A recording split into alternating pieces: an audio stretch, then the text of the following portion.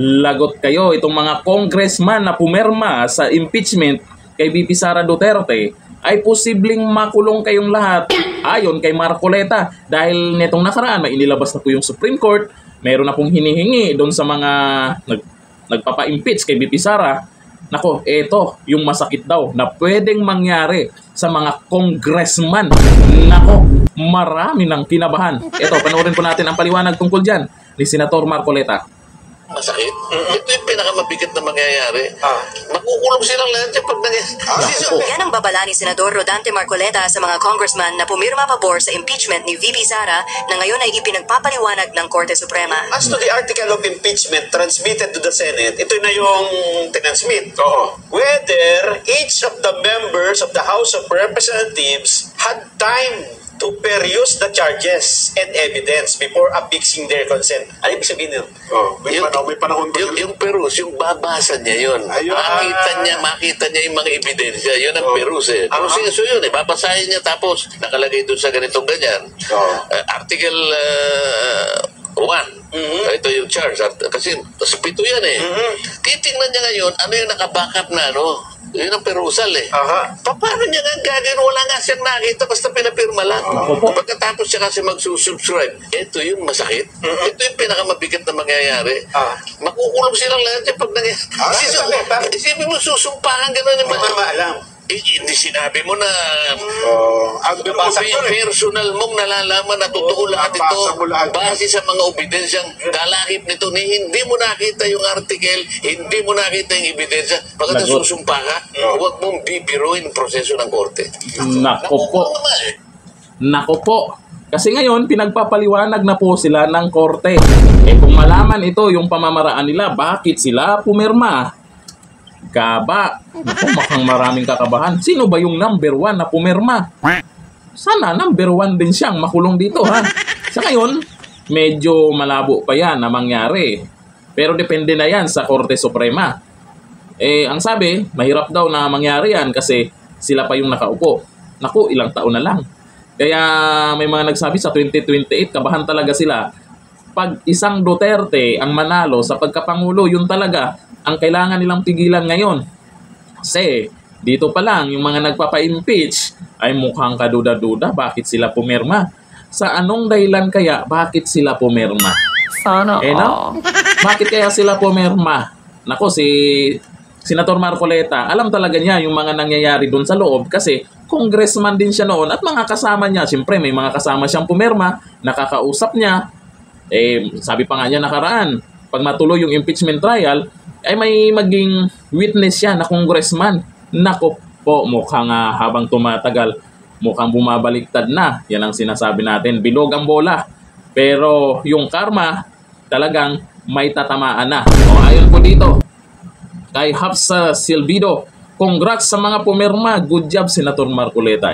Si Senator Marcoleta, alam natin, yung performance niya nung nasa kamara pa, talagang matapang yan at matalino pa na abogado. Kaya lagot talaga kayo pag matuloy yung impeachment trial. Nako, maraming mabubuking dyan. Pero ngayon pa lang, yung korte na pinagpapaliwanag na itong kamara, ay malalagot sila kasi may pasumpa-sumpa pa kayo ha. Tapos, eto pala may ibang dahilan kung bakit pumirma, hindi nababasa lahat. Kasi marami daw yun eh. Ang bilis ng pirmahan nung nagpipirmahan na, di ba? Nako po. Sabi ni Ricardo Z, yari kayong mga kongresista na pumirma. Oo, tapos ang masakit talaga din dito, yung mga kongresista na pumirma na natalo nung eleksyon. Nako, talo ka na nga nung eleksyon, tapos ito, meron ka pang iniwanang problema, gabaan ka na. Sabi ni John Abram, 2028 kulong lahat yan, ngayon malabo, malakas ang kapit. Sa ngayon, hindi pa natin sure. Kasi kung ang Korte Suprema na magdesisyon dyan kung ano yung makita nilang ebidensya, pagkakamali po dyan sa ginawang impeachment kay VP Sara Duterte, sana itong Korte Suprema ay makapagdesisyon ng tama. May tiwala pa rin tayo sa korte natin, di ba? Pero yun nga, yung 2028 na yan, kung hindi nila mapabagsak itong mga Duterte, nako, kabahan talaga kayo. Maniwala kayo sa akin, marami talagang mananagot dito sa ginawa nyo kay VP Sara. Sabi ni Maria Valerie, Numero 1, makulong ang anak ni BBM. Sandro ang unang oo nga, yun siya yung unang pumirma, di ba?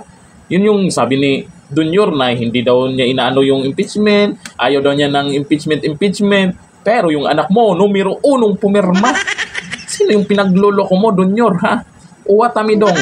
Sabi ni Bog J. Magno, yari kayo mga congressman. Kabahan na sila. Oh, may mga kinakabahan na dyan. Lalo na yung maganda kasi yung congressman na nagsalita nung eleksyon, pwedeng gawing yun. Malamang gagawing ebidensya yun. Kasi may mga congressman na nagpaliwanag kung bakit sila pumirma.